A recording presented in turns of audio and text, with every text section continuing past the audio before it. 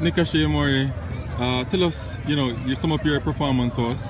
You get the man of the match today. I saw you in the midfield, making some good plays and stuff. Sum up your performance. Well, there's room for improvement always. So I'm not going to give myself that much credit. I come out here today and play my best. And get the game going, get the team at 3 point win.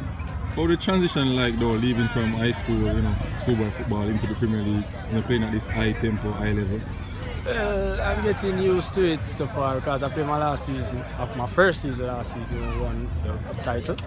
So it's getting there and there each day in training and match times.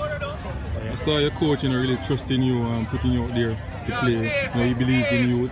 Tell us more about it. Just Speed. Great coach so far, a great coach, man. Always believe in youth.